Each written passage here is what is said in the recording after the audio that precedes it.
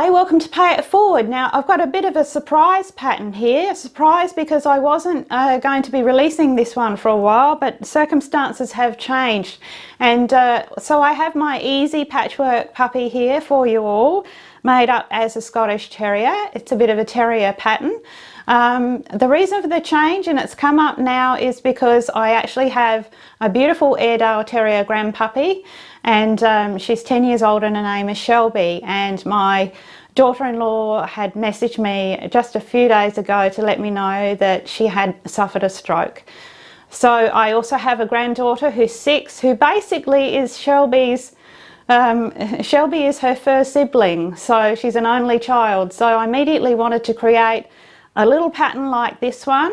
You'll see that through the video I create the second puppy here today as an Airedale, and that will be for her, for a little comfort dog for her bed. So I hope you all enjoy it. I thought you would all enjoy the pattern anyway, and it was going to be released anyway. So sadly, a day later, we received news that our lovely Shelby passed in the night.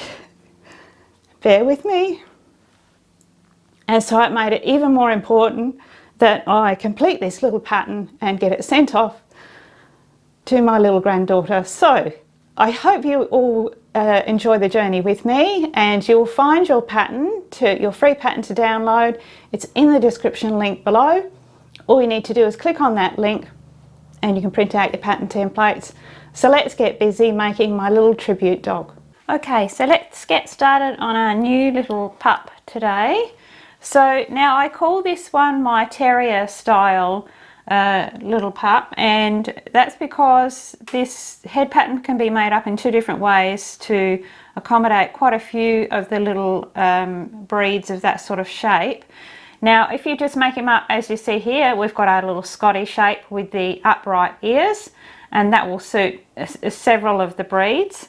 But you can alternatively make the same little pattern, and we're going to tip the ears, which I'm going to do today because I'm making a little Airedale, and you can see we get that lovely little result, which will allow us to make several breeds. We could make miniature Schnauzers, as I am an Airedale today, Welshies, perhaps Irish Terriers, let me think, there's so many, Wirehaired Fox Terriers. Or perhaps you just might have a little dog that has that type of look and the little tipped over ears, and you can go with that. And I also will be using my patchwork on the back to denote a black coloured saddle, which I have, which Airedales have.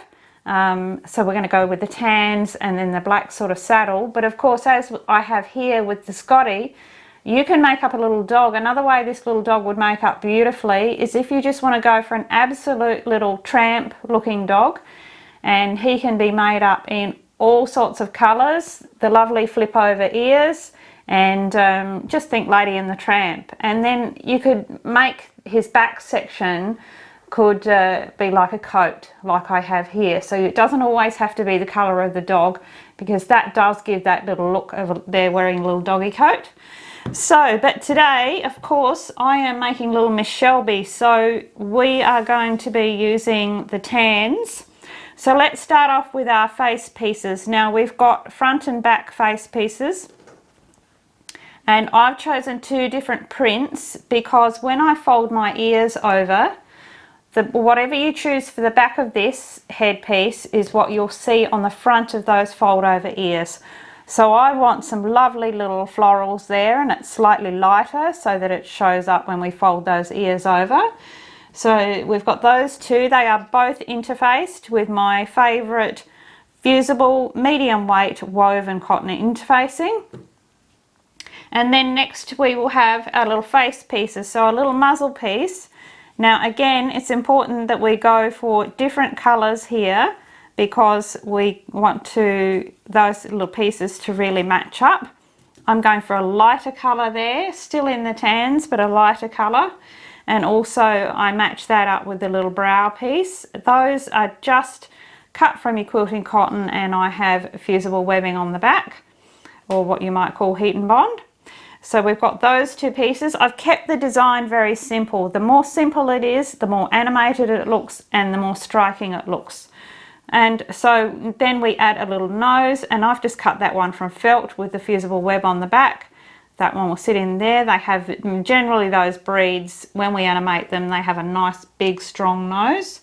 And we're just going to go for the same little very expressive eyes. So we've got our two pieces of cream felt there, or off-white, and that has fusible web applied also for the centers of those. We just need something for those little irises, and I'm going with little black buttons again. I like using buttons on these projects, these little dogs. It just seems to be in keeping with that whole patchwork style. You can see already that little look will be absolutely sweet.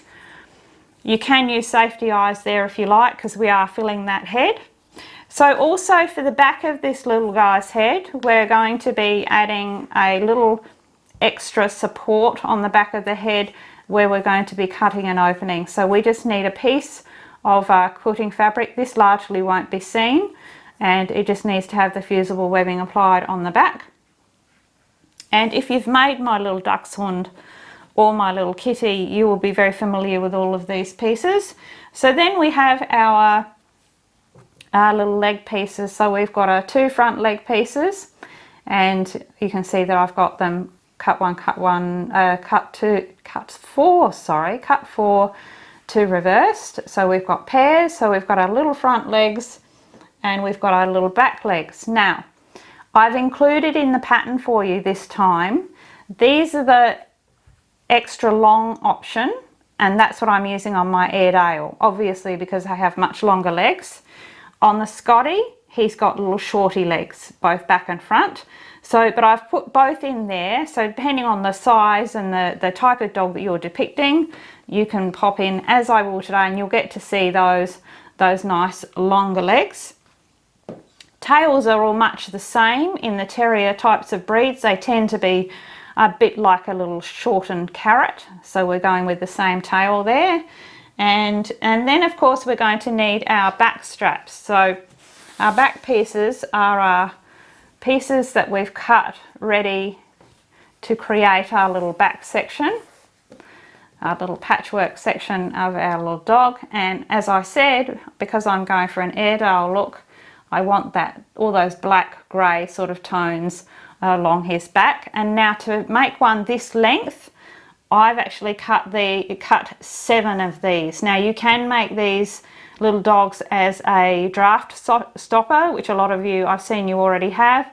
You can add as many as those strips as you like, because you can make your dog as long as you like, because we actually cut our under tummy panel once we have constructed that top section. So I've got 7, and I think that will work. That works well for the Scotty, and it works well for my Airedale as well. Now these pieces are not the same pieces as the Dachshund pattern, so don't try and interchange them because they're a completely different size. The Terrier pattern is a much stockier, it's a stockier dog, so I've created those pattern pieces to be much larger. So don't try and mix them up, you'll end up with a strange looking dog.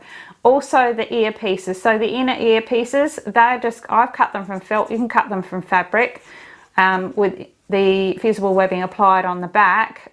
I'm not going to be adding mine to my Airedale because we're folding those ears over and we won't see it. So, but if you are making the little Scotty version or an upright ear version, you're going to need 2 of those. And then of course I have my piece already interfaced of my fabric for my underbelly. So that's all ready for me to cut out that pattern piece from our top section when we're ready. So you're also going to need extra strong thread as usual. You're going to need a button for joining the tail, just something that coordinates, and a button for joining the head, which is how we do that one from the underneath. So we've got those 2 there. You will need a dowel needle for attaching that head for passing through that body. And for filling, I'm just using polyester filling, but I do add some just clean white rice dry rice, and that gives it some nice weight. It makes it nice and squishy, and it tends to settle that little tummy, so I'll be adding some of that as well. So that's about it. So it's a very straightforward pattern, but we're going to go ahead and we're going to start with our head pieces. So choose your back head piece, and the first thing we're going to do is remove the backing paper from that reinforcement disc that I just spoke to you about, and we're going to fuse that one into place right in the center. So right in the center of the head, and as I said before, that's just to give us some reinforcement. We're basically going to create something like a buttonhole across here, and that's how we'll be turning our head through and filling it. So we want this section to be quite strong. The reason why I do that is it saves you having to do a ladder stitch and ruining what is a lovely perfect line of the head. So trust me, this is much easier. So you want to press that one into place with a hot iron and a protective cloth. Make sure you've got it nice and central from the sides. And once you've done that, we just go around on the machine with a very close little zigzag right the way around that little edge there, all the way around, just so that it's very securely into place. So that's your absolute first step. Right, so there I have my little disc in place on the back, and then I have gone ahead and just ruled a line straight across the center, and that's around about 50 millimeters across, just a little way from each edge. You don't want to go all the way to the edge. And I've also just done a few straight stitches either side. It's just to prevent that little slash that we've cut in there extending any further, just like a buttonhole. And then I've gone ahead and just cut open that little line. So that's it, that's all ready for us. So we don't have to worry about an opening, it's already done. So that's nice and easy. So our next step, now if you were doing upright ears, your next step would be to fuse your little ear pieces into place. If you are doing that, remember to keep them up above this line here, and they should sit just with about ½ centimetre around them. Remember that you're sewing a seam around here, so you don't want it to interfere with that, and it will sit closer to this side edge than here.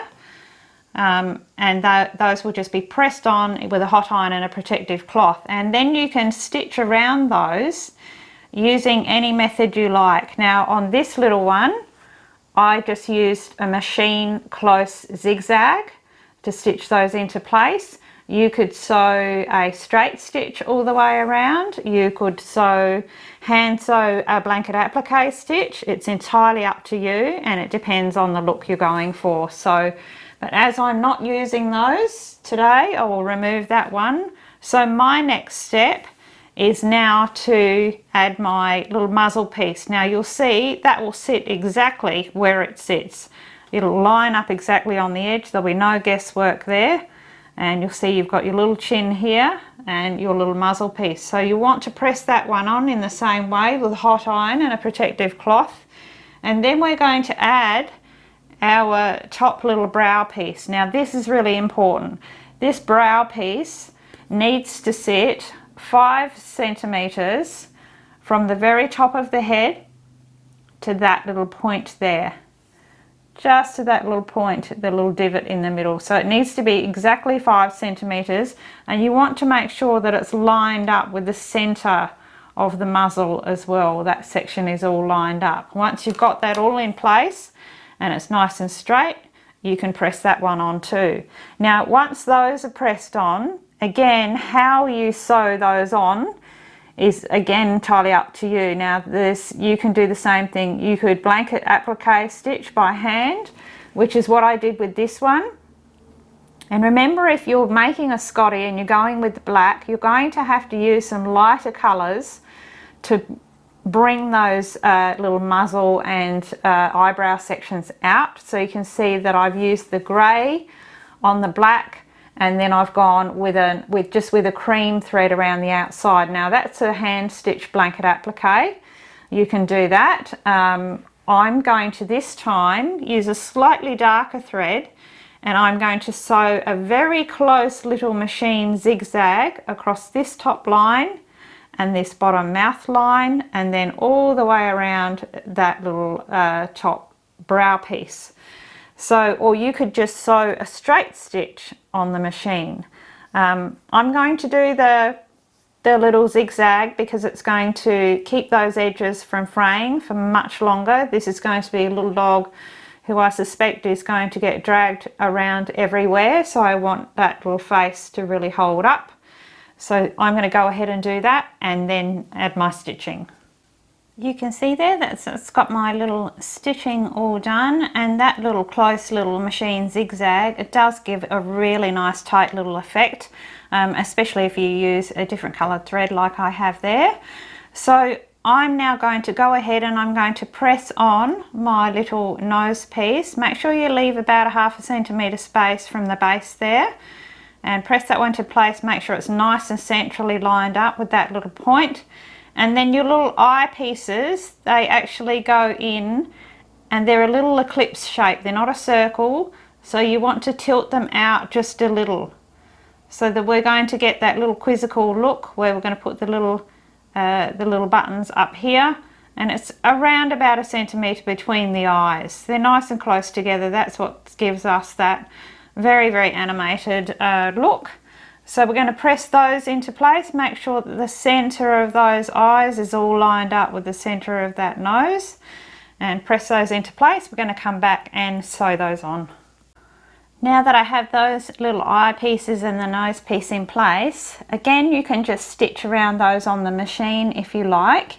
I'm actually going to hand sew mine. These are the parts that I like to hand sew, and particularly because I want to really mark out those little eyes. So this time I'm going to be using a black thread, so I want to give that really black outline look to those little eyes. But in the case of my little Scotty here, I've kept it to the cream because of the black fabric underneath. I wanted to keep the line of that cream. So you can see there's a few different things you do depending on your colours. So I'm actually using my extra strong thread as an embroidery thread here, and I'm going to be coming in from behind. I've got a single strand with a knot at the end. I start somewhere on the side there, and I'm coming out just right on the edge of that little shape there.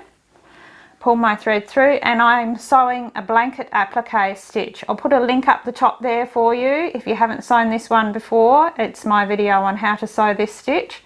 I'll show you a couple of stitches here. I'm going to keep my stitches nice and small because it's really an outlining stitch. I don't want it to take over that little eye shape.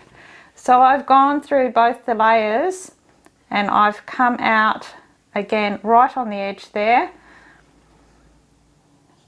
Take my next stitch, keeping them the same, nice and even, making sure I'm picking up some on that underside of that fabric, and I'm coming out through the loop with my needle. I'm coming out through that loop every time. Another one through both layers, making sure I'm coming out right on that edge there and coming out through that loop of thread, and pull that one all the way through, pulling it nice and tight as you go. And you can see I'll get that nice little binding edge, that nice little outlined look. So I'm going to make my way around both of those little eye shapes, and then I'm also going to do the same with the nose, and I will be using black, and it will be hard to see, but it will just finish off that nose nicely, and it will stop those edges from fraying away or getting worn with use. So you can go ahead and you could use a different colour on there if you like, but I want to keep that nice bold black line. So I'm going to do all of those shapes and then we'll come back. Okay, so you can see there that I've got my little eyes and nose all stitched into place, and I've been able to go ahead and add my little buttons, and I've put them just in the top, just towards the centre a little. It gives you that little looking up sort of look. So our next step is to add our back piece to our front piece of our head. And this is just a simple matter of making sure that you line up all of your edges. I like to use my clips around the edges, especially those little ear tips there. I'll just clip all the way around there, and then I'm just going to sew on the machine. I have my machine stitch length set at 2, and I will stitch 4mm. There's a 4mm seam allowance, and I will stitch all the way around that entire shape of that head, and I sew that 2 times for strength. So there you can see I've got my little head all stitched up there, and now all I need to do is turn that one through. Easiest way to do that is to take your forceps, if you have them, and get a hold of one of those tips of those ears and take those through first.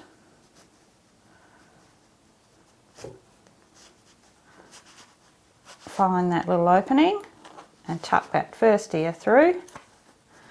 Do the same with the other one through, and then everything will pull through, and then we'll get all of those seams pushed out nicely.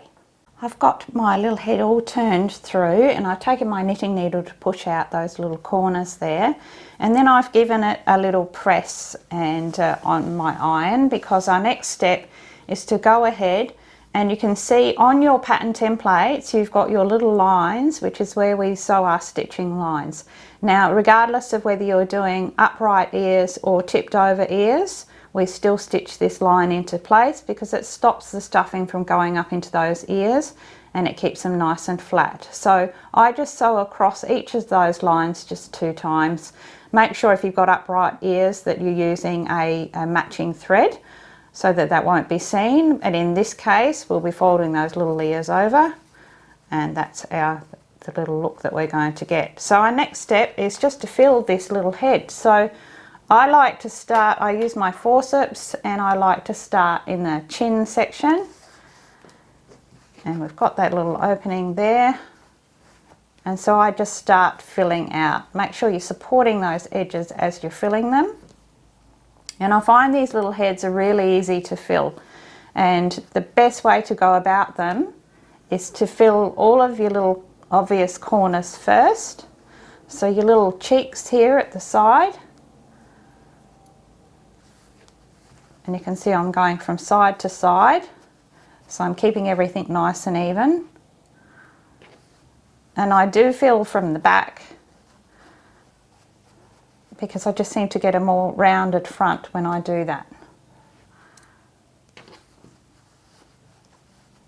And we want to be very aware of filling out these sections because they tend to dip in, so you want to keep those nice and full. And then I'm going to go up and take my filling up into those top corners of those ears each side.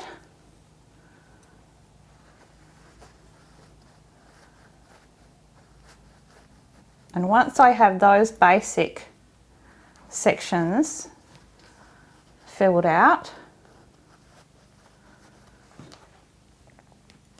then I find I just make my way around, getting right up into that corner.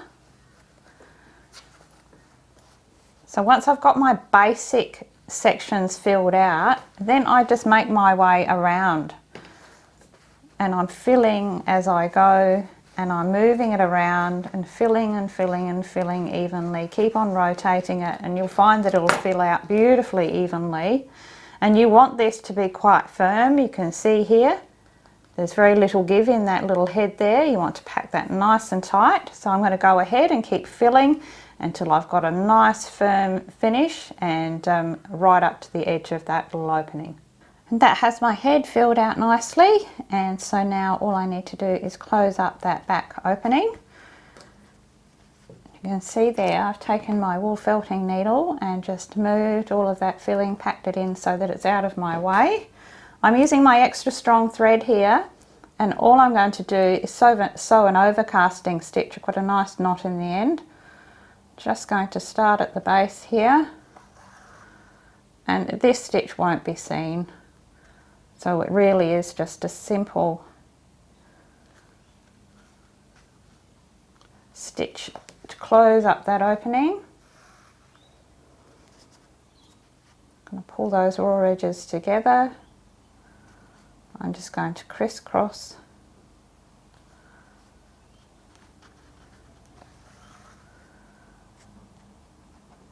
and pulling those edges in as I go, just making sure that all that filling stays put. If you use your wool felting needle, that helps a lot.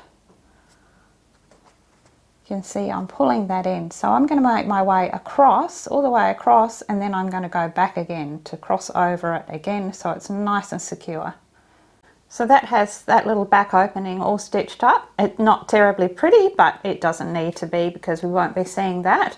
So if you are making a little upright eared little breed, then that's it. You don't need to do anything more. But if you're going to tip your ears over as I am, you can see there, perhaps you can see, I've made a tiny mark there, and that's where I want my ear tip to sit, just below that. So because we won't be seeing any of this, we can take I've got a double thread of extra strong thread, and I'm going to dive in at the back here, and I'm going to come out on that, right on that little mark, right at the side of it.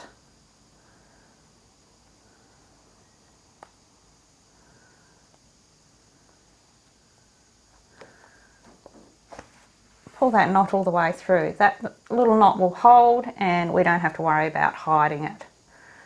And so then we check our little ear. We've got the nice little fold over there, and we're going to take just a little bit across the base of that ear. It's probably about 1 centimetre down, and I'm only taking the backing fabric. So you can see that took probably about 0.5 centimetre I've travelled across there. Pull that one in, dive in just the other side of my little mark, and I'm going to come out at the back again.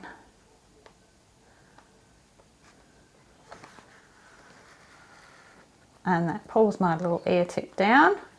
Check your positioning. If you're not happy with it, pull it out and start over. But I will have both my little ears sitting down there. I might actually pull that one up just a little bit higher, and then I will just knot off at the back there, then repeat with the second ear. So you can have them sitting up quite high, or you can pull them right down. Entirely up to you. So I'm just going to secure both of those little ears into place. And that has our little head all finished. Our little ears are nicely tipped into place. I love it when these little faces start coming together. It's just so lovely to see. There's something about this pattern. My little dachshunds are the same, that when I've got mine all displayed all in a row on a bed, and whenever I walk past them, it's not unusual for me to walk past and pat the heads. It must be the way they're looking up at me. People would think I'm crazy. Go sell crazy someplace else. We're all stocked up here. So never mind. I think they're absolutely gorgeous. So I love it when I get to this point. So now all we need to do is pop that little one aside, and we need to get working on this case, her little body.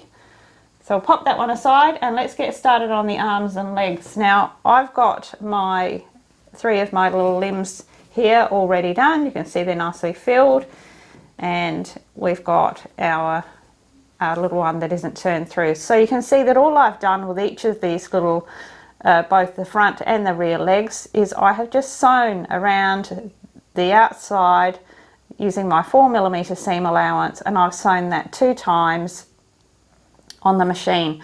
So the same with the little tail piece. You've got 2 little marks on your pattern template that show you where to start and stop your stitching. Make sure you're back and forth in those areas. And again, I sew this one 2 times, but we leave this top section open. So now all we need to do is just turn those through. And again, the best way to do that is always with forceps. You just rough up the end a little, and we just push that one through.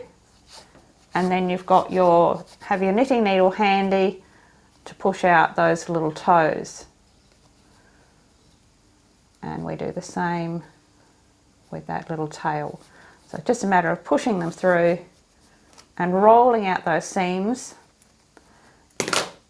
as we always do, between your thumb and fingers until we've got those. I'll take my knitting needle and push that one out. So then all you need to do is go ahead with your filling again and fill each little limb. Now on these you can see that I've left a space. We want that section there, and it's probably be about 1.5 inches, about 4 centimetres, quite empty, because when we're sewing those into the seams of the body, we want those to be able to be quite floppy on that joint, so we don't want them full right up to the end. It makes it easier when it's nice and flat. So fill each of them, but you can see how nice and firm they are, but nothing in that top edge, and then just stitch along the top of each of those to close those nicely, just so they're ready to put into the body. So I'm just going to finish up my other little rear leg and my tail, and I'm going to show you what we do with the top of the tail. So I now have all my little limbs done and closed at the top, and I've got my little tail here. And what I'm going to do is I've kept it a little soft at the top there. If you've got a little bit of fraying from when you were doing your filling, just give that top edge a little trim. Just tuck those little fibres in with your wool felting needle if you have one, just to help keep those out of the way. And we're just going to close this little top edge with a blanket stitch. I'm using my pearl thread, it's just an 8 ply, and I started at the base here where that seam began, and blanket stitch is simply going through both those layers and coming out through the loop, and that gives us that nice little binding stitch across the top. I'm going to pop a video up the top there for you, a link for you to have a look at the blanket stitch if you haven't done one before. But it's really a matter of, you see that thread's coming through the loop, out through the loop every time, so through both layers. Make sure they're all matched up nicely. Keep your stitches nice and small and even for this part, and you can see that's going to close that little edge and give it a little decorative finish as well. So I'm going to work that stitch right down to the other side. And that has my little tail, top end of my tail, nicely secured, so we can pop that one aside too. So now we need a little body for our little terrier, so let's put that together. So you've got your 7 or more, that's up to you, little back pieces. Now just work out your layout, and remember, as you're laying those out and choosing your colours for that back section like we have here, the very front one where his little head is joined, or her head is joined, is largely not seen. So you want all of your hero fabrics to be in this section here. So your favourite fabrics, ones you really want to highlight, make sure that they're in that middle section. So my little layout is just going to be as I have here, just a collection of blacks, taupes, something that will indicate that little dark saddle that little Airedales have. And you may be making a little just a little mixed terrier, and in which case you could go for some really outrageous colours to match that terrier temperament. Does anybody live with a terrier? It's very much a love-hate relationship a lot of the time. Terrier group is my favourite group. I know that Miss Shelby certainly had her moments, and I remember one case where she actually devoured an entire celebration cake from the kitchen counter. Fortunately after the event, but yes, she certainly had her moments, and all we wish was that she was back here to be naughty again. So embrace them while they're here, everyone. So let's get started on our back. So all we need to do with this back section, again, if you've made my little dachshund, you'll know that all you need to do is stitch using our 4mm seam allowance. We're going to stitch all of those strips together to create, make sure it's right sides together always, to create that one long strip, and make sure that you press those seams open and flat as you go. Now that I have my back strip section all put together, you can see I've pressed those seams out nice and flat. Now I take my piece of fabric that I had from the beginning that I have all ready to cut my belly piece from. So we're going to put right sides together and all I need to do is make sure that's on my interfacing. All I'm going to do is pin that one in place, make sure it's nice and flat, right the way around. I'm going to pin that right the way around, and then I'm just going to cut that pattern piece to match that top template there. Once I have that little belly piece cut out to match my back section, I've got my my pins here. I'm just going to remove, I've just gone ahead and removed the top two. I do keep this all pinned, and you can see that I've just sewn a little zigzag, close zigzag stitch across what will be our opening. That's where we're going to fill our little dog, and his head is going to be here, and we're going to be doing a ladder stitch. So we do that little zigzag to keep those edges from fraying away as we're filling, and to stop them from stretching too much. So my next step now, I've just removed another pin there, and we're going to be adding our little front legs. Now what I do is make sure that you've got that all, make sure that you've got your front right where you want it on that panel, that you've got at the right end. And we're going to tuck that little front leg, and the front legs are the straight ones. Tuck that little front leg in, and we're going to be stitching that little one just temporarily. We're going to tack that one into place on the machine just inside of that seam allowance, and I find it helps just to extend it a little so that you make sure that you're really capturing that little leg in that seam. So we're just going to stitch that one into place. You need to leave about 1 centimetre at the edge because we're going to be sewing that seam, and you don't want that to be too close. So I'm going to just throw a clip in there so I know where I want that to be, and I'll do the same with the other one, the other side, with the little legs pointing inwards. So I'm just going to go and machine tack those into place. So that has my little front legs tacked into place. You can see just about 1 centimetre either side, and we've got that space in the middle. So now we're going to put our top edges together and match them up on those corners. You can use your clips or pins, whatever works best.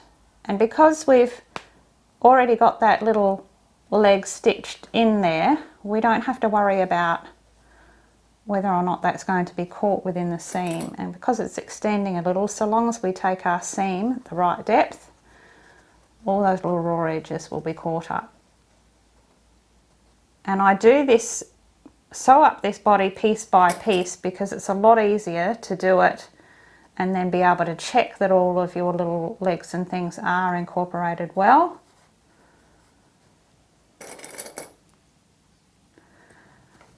So what I'm going to do now is I'm going to stitch from this edge, and do make sure you're back and forth. Now you can increase your seam allowance up to about your standard 1/4 inch here with this one, with sewing the body. And we're going to be starting here and coming across here, and we're just going to go just a couple of stitches beyond the edge of that little leg, where that you can feel where that little leg is. Just a couple of stitches beyond, and do make sure that you back and forth several times here, because this is the start of our opening. So these are the only sections we need to stitch across, and I do sew across them 2 times each. And the same with this side, from this edge to a couple of stitches beyond where you can see that little leg is.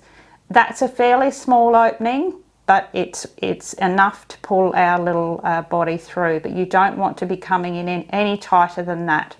So I'm going to stitch both of those little side pieces. So this has our little front legs in place. So you can see I've stopped just beyond and kept that opening there, and we can just check that our little legs are nicely incorporated into that seam. We can see that they are. Tuck those back in. So doing it in parts like this just means you really can check all of your sewing. It's nothing worse than sewing it all up and then finding out that you've missed a couple of little bits. So now we're going to do exactly the same thing with the rear legs. So we're going to open up this little end just a little, and we're going to add our rear legs. Now with our rear legs, just remember that those little curves face outwards. And our little rear legs will first get stitched in as we did before. Stitch those temporarily across, and then we add our top section, pin and clip, incorporating those two little legs, and this time we stitch all the way across, back and forth. And that has my little rear legs sewn in, and again I can check those, pull that through, make sure I've caught everything, which I have. So then we can tuck all those little arms and legs in, and we're just going to go ahead and match up our side seams. And because it's a little boxy shape, it all does come together very well. I tend to put a clip on every seam because when you're sewing this side seam, keep those seams stitched nice and flat and open. You'll find that that will all meet up all the way to the edge there, and then you just sew that side seam just as we did 2 times. If you want to taper a little into the corners, you can, just to cut off that very boxy look at the edge. That's entirely up to you. Otherwise, just straight across, same seam allowance 2 times, and then do exactly the same thing on the other side. Okay, so that has my little box body all stitched up. Now you can see what I meant about the tapering, so I've just tapered off slightly on those corners. And the only thing I do before I turn it through is just to take off those points there on each of those. And now turning through is a matter of getting our fingers in there, and we want to grab those rear toes. Now it seems like a mission. It is a bit of a mission. It's a mission for me as well. But once you've got those little rear feet, you want to pull them through one at a time. This is why we sew things twice. And you'll understand now why we also reinforce that little opening. So now that I've got those little rear legs there, the rest of the body will follow through, even your little front legs. So I'm going to pull that one all the way through and turn and push out those corners with my knitting needle. And so there we have, in my case, a little Airedale body already, and we've got everything pushed out. So now it's just about filling. So filling these, I like to start off with some polyester filling. I've got my long forceps here, and I'm going to start by filling out those bottom corners where those little legs are. And I do use a combination of my polyester filling and my white rice. So you can use, if you have, perhaps you have toy pellets, you could use fine aquarium gravel. Just make sure that you thoroughly rinse and dry it before you use it, because it does have a residue on it. I'm just using rice. If you're concerned about the moisture with the rice, I just throw in a little pack of silica beads, which will be thrown in there in his belly, in her belly, and that rice will stay dry. These, I collect all of these. They just come in anything packaged that you buy. You find them in shoe boxes and all sorts. I tend to put them aside for just this purpose. So I'm going to be filling with polyester filling, then I will add some rice, then I will add some more polyester filling, a little bit more rice, and I'll keep going until I've got a nice consistency which sits well, because ultimately he's a little bed sitter or a little table sitter, and and he's got some give in that body there, so he's nice. It means that he sits quite relaxed. We don't want that one packed terribly firm. So I'm going to go ahead and make my way up that little one, and I will finish with polyester filling so that I can pack out these front corners and use my felting needle to just keep everything tucked in nicely. And now I have my body all filled out, nice little bit of give in that with my rice polyester filling combo. And now all I need to do is close that little opening. A bit challenging on this angle to show you, but I'm going to give it a go. I do have a video that shows you how to sew a ladder stitch, which is what we're using here to close this opening, and I'll put that link up there. But I've got my single strand of extra strong thread, and I've got a nice big knot in the end, and I've taken my needle on the underneath of that seam at the very beginning of where that seam begins, and take my thread through. Now the good news about this is where your little head is going to be attached. So if you need more practice with your ladder stitch, don't worry, because the head is going to cover most of this here. So I've come in at one side, and I'm going to jump across exactly the same distance across, and I'm going to take one stitch. I'm just travelling down just a little way.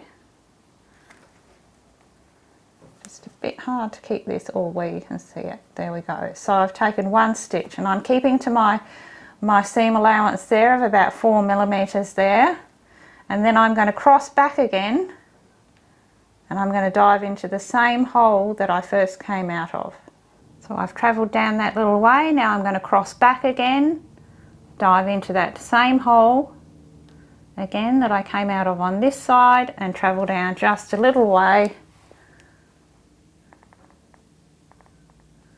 keeping it all even as you go. This is something that I normally do. I'm usually squeezing this little character between my knees.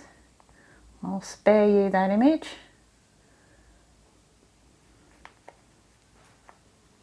It's really just a matter of keeping your stitches even. I'm making it look terribly hard here, and I've just stabbed myself there. You can see as I pull on that, that's knitting those edges together. And as you go along, just keep pulling that thread in to mesh those edges together as you go. Don't want to get down halfway and then try and pull all those stitches up, because they won't all meet up. As you pull it up each time, as you go to take your next stitch, it will slacken off a little, but you do need to keep pulling it as you go. Now all you need to do is make your way down there, crisscrossing from either side, travelling down the same, and knot off at the end here. And that has my little opening all closed there, and now we're ready just to add our head and our tail. I'm going to do the tail first. So changing ends there. So the best position for the tail, I find, is right on that seam line of your last panel. So right there in the center, make a center mark. You can see I've got a mark there. I've got my extra strong thread. I've taken 2 ends through, so I've actually got 4 strands there. And I have my tail and my little button. So the first thing we're going to do, position that little button just nicely in the center there, and we're going to pass through that tail, leave some tail ends hanging, and we're going to take a nice big bite out of that little bottom there, travel across a little way, and we're going to come back through.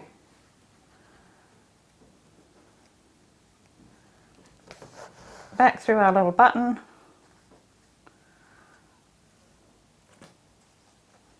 You can see, and that pulls in our little tail nicely. So all I need to do now is tie off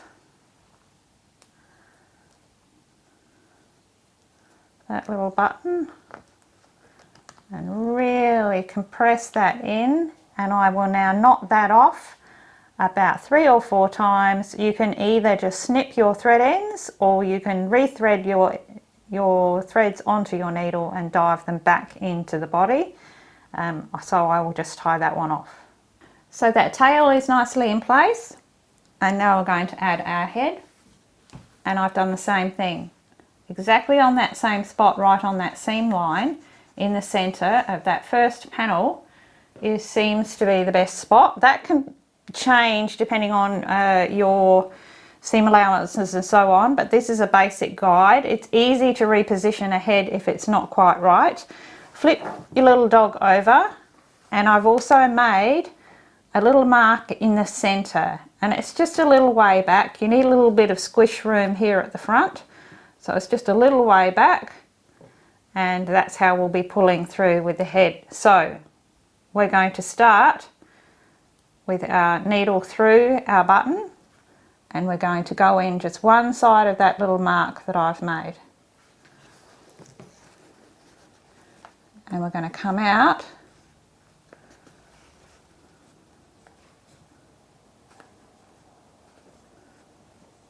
just this side of that little mark. I'm going to keep that button on that thread. So now we're going to dive into our head. So, and again, that can change whether or not you dive through here or here. It depends on the head positioning. So I'm going to go just below. Let me just try that. See where we're sitting. Generally almost central is about right. So I'm just going to take a big bite out of that head, straight across. I'm going to travel across there.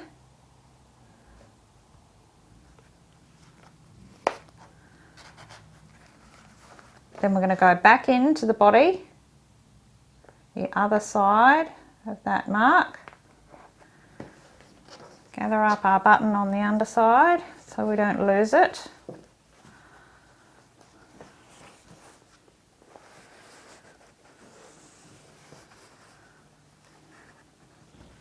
And we're going to come out the other side of that mark.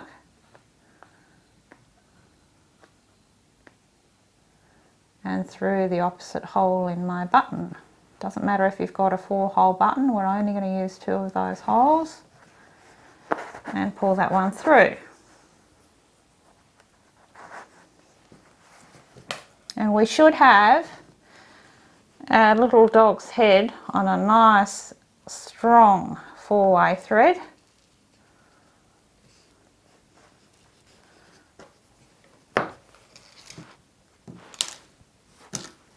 Pulling all those threads in and really compressing that, and you can have a good look at your head position.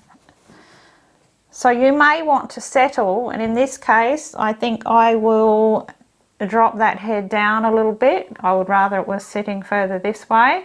So repositioning is easy. You simply just pull it out and reposition again. So I'm going to do that again, but what you'll do then is the same as what we did with the tail. Compress that all in, tie your first knot, and then knot off at least 4 times. Snip your thread ends or lose them back into the body.